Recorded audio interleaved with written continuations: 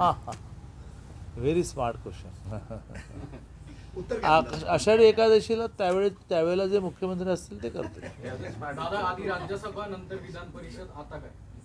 हाँ, अभी तुरंत कोई चुनाव नहीं है. राष्ट्रपती पदासाठी पण दादा महापालिका द्रौपदी मुर्मूंचं नाव भारतीय जनता पक्षाच्या वतीने जाहीर झाले. अतिशय ब्रिलियंट, आदिवासी समाजाचं उत्तम नेतृत्व, ज्या जबाबदाऱ्या मिळाल्या त्या उत्तम पद्धतीने काम करणाऱ्या आणि सर्वसामान्य बॅकग्राऊंडमधून. भारतीय जनता पार्टीचं वैशिष्ट्य आहे की सर्वसामान्य बॅकग्राऊंडमधून माणसं निवडली जातात की ज्यांना समाजाची फॅक्च्युअल पोझिशन माहिती असते. त्यामुळे त्या अतिशय चांगल्या उमेदवार आहेत. त्या राष्ट्रपती म्हणून या देशाला न्याय देतील. करने की तैयारी और अरेंजमेंट भाजपा ने की है. 10 स्कॉर्पियो भी वहाँ पे अरेंज करके रखी है. मुझे जानकारी नहीं.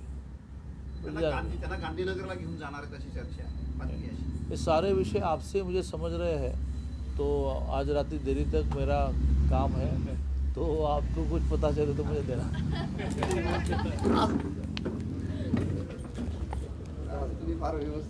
खुश तो बहुत होंगे जो इस प्रकार से अभी तक सत्ता स्थापन की थी महाविकास आघाड़ी ने. शिवसेना का एक बड़ा चंक बाहर निकल रहा है और वो भाजपा को सपोर्ट करने की बात कर रहा है. नहीं, इस प्रकार का कोई प्रस्ताव उनसे, मैं तो राज्य का अध्यक्ष हूँ तो पहले तो मेरे पास प्रस्ताव आएगा. देवेंद्र जी के पास आने के बाद भी वो कहेंगे हमारे अध्यक्ष से बात करके हम बताएंगे. तो ऐसा कोई प्रस्ताव ही नहीं आया. नारायण राणे जी ने एकनाथ शिंदे के जो डिसीजन का बहुत स्वागत किया और उनको कांग्रेचुलेट भी किया. वो हिंदुत्ववादी सोच पे कायम रह रहे हैं, तो इस पे आपका लोगों स्वागत कर रहे हैं. राणे जी हमारे अच्छे नेता है, बहुत प्रमुख नेता है, लेकिन वो उन्होंने अपने तौर पर किया है.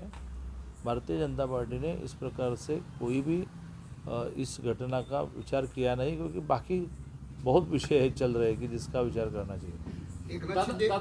दादा एकनाथ शिंदे की तरफ से अभी तक ठीक से कोई क्लैरिटी नहीं आई है. Still he dealing with the CM. So does BJP has given any proposal to him? No any proposal. और उनके मन में क्लैरिटी नहीं है, ये भी मुझे जानकारी नहीं.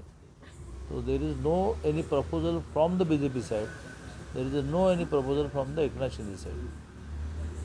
दादा हे जे सगळं चालू आहे, तुम्ही अगर वापस उनके साथ ही जाने की बात कर रहे थे एकनाथ शिंदे, तो वही होगा, इसलिए वापस आना चाहिए. ठीक है, उनकी ये राय है. सामान्य कार्यकर्ता उनके अलग सोचते हैं कि ऐसी कोई तकलीफ हमें हुई नहीं. बहुत अच्छा कारोबार, अच्छे संबंध ये 25 साल से 30 साल से रहे, यही उनके कार्यकर्ताओं की भावना है. तो ये और उन्होंने तो 2.5 साल पहले उनके कार्यकर्ताओं को, एमएलए को समझाया था कि ये टाइम बिंग ये ट्रांजिट फेज़ है और एक बार बीजेपी को इसका एहसास निर्माण करके फिर हम इकट्ठा आएंगे. बीच में कोविड आया.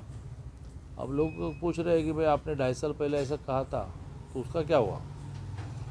दादा असं म्हणलं जातंय की खरं तर एकनाथ शिंदे जे आहेत ते पहिल्यापासूनच बीजेपी बरोबरच जाणार होते. त्यांची जी नाराजी आहे ती याच्यामुळेच आहे की, आणि आता त्यांचं असं म्हणणं आहे की बीजेपीलाच बरोबर घ्या.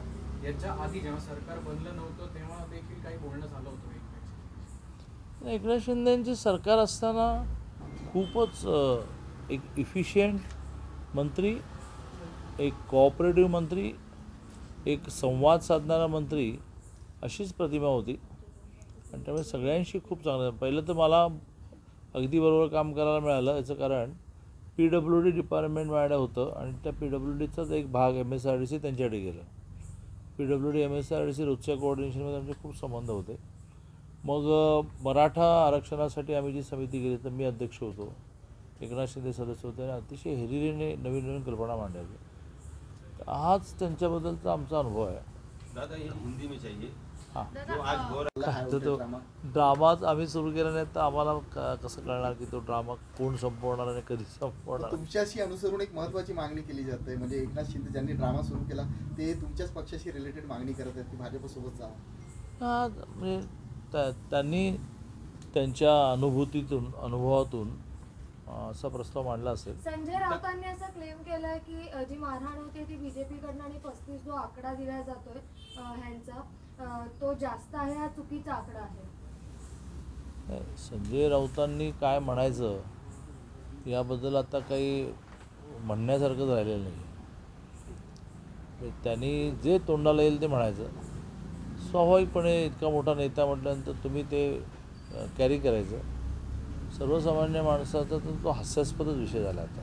दादा, अँटी डिफेक्शन लॉ काय म्हणतो? हे जे 35-37 आमदार त्यांच्यासोबत आहे असं म्हणतात, तर वेगळं आउटफिट तयार करून भाजपाला सपोर्ट करू शकतात, ते काय सांगू? नाही, कायदा सरळ आहे की कुठल्याही पक्षातल्या आमदारांना जर वेगळा गट फॉर्म करायचा असेल तर त्याला 2/3 लागतात. आता हे नव्याने त्यांचे 56 मधले एक एक्सपायर्ड झाले, 55चं 2/3 किती होतं हे काढायला लागेल. आणि त्यामुळे तो क्लिअर कायदा आहे. त्याच्यापेक्षा कमी लोकांच्या बाबतीमध्ये अशी प्रोव्हिजन आहे की त्याला तसं करता येतं. तुम्ही स्वागत कराल का? हां, तुम्हाला सपोर्ट, भाजपाला सपोर्ट करायचं जे म्हटलं जात आहे, तुम्ही स्वागत करता का या पावलाचं एकनाथ शिंदेचं? प्रस्ताव आल्यानंतर विचार करू. सर, एकनाथ शिंदे तो असं 37चा आकडा गाठू सांगितलं शकतील का? एकनाथ शिंदे 37चा आकडा गाठू शकतील काय अंदाज? नाही, काय माहिती. नारायण राणेंनी कॉंग्रॅच्युलेट केलेलं आहे की जो काही एकनाथ शिंदेचा डिसिजन आहे, आणि अमृता फडणवीसांनी पण हे ट्विट केलं की एकता कपटी राजा, तर हे काही दर्शवतं एकता कपटी राजा. आणि ते ट्विट पुन्हा डिलीट पण केलं. जस्ट एक तासाभरापूर्वीची गोष्ट आहे. हे म्हणलं की मी इतका प्रवासात आहे मुंबईमध्ये. आमच्या या सगळ्या 2 मोठ्या निवडणुकांमध्ये ज्याला पडद्यामागचे जे कलाकार आहेत, म्हणजे ऑफिसमध्ये काम करणारे कर्मचारी, त्यांचा खूप मोठा सन्मानाचा कार्यक्रम होता. मग देहूला कार्यक्रम होता. त्यामुळे आता हे ट्विट केलं हे मलाच तारखा ज्या आहेत त्याही सांगितल्या होत्या. आणि तुम्ही असंही म्हटलं होतं की हे सरकार पडेल हे त्यांच्या अंतर्गत कलहामुळेच पडेल. परिस्थिती तीच आहे. हा अंतर्गत कलह जरी त्यांचा सुरू असला तरी सुद्धा तुमचं पण काहीतरी प्लॅनिंग चाललेलं असेल. कशा पद्धतीनं या सगळ्या सिच्युएशनला तुम्ही पाहणार आहात? कारण की हा सगळा जो काही गोंधळ चालू आहे त्याच्यामध्ये इतर जे काही प्रश्न आहेत ते दूर पडत आहेत. तर तुमचं काय प्लॅनिंग आहे? मी वारंवार ही मांडणी केली आहे की हे पूर्णपणे ज्याला हेट्रोजिनियस असं इंग्लिशमध्ये म्हणतात, किंवा मिसळ, की ज्याचं एकमेकाशी काही नातंच नाही. हां, केवळ सत्ता आणि सत्तेच्या माध्यमातून कामं एवढाच हेतू एकत्र ठेवून जेव्हा माणसं एकत्र येतात त्यावेळेला तो स्वार्थ संपल्यानंतर, त्याच्यामध्ये काही तत्त्वज्ञान नाही, काही नाही, तो स्वार्थ संपल्यानंतर दूर होतात. आणि तेव्हा आज एका पार्टीत सुरू झालेलं आहे. बाकीच्या पार्ट्यांमध्ये सुद्धा काय, म्हणजे राज्यसभा आणि विधान परिषद जिंकायला आम्हाला जी मदत झाली, आम्हाला जी मतं मिळाली, सगळ्या पार्ट्यांकडून मिळाली.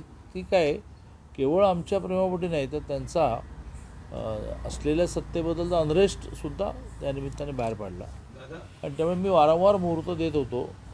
आणि तो मुहूर्त देत असताना सुद्धा मी हेच म्हणत होतो की यांच्या अंतर्गत कलामुळे हे पडेल, त्यातून व्हॅक्यूम निर्माण होईल.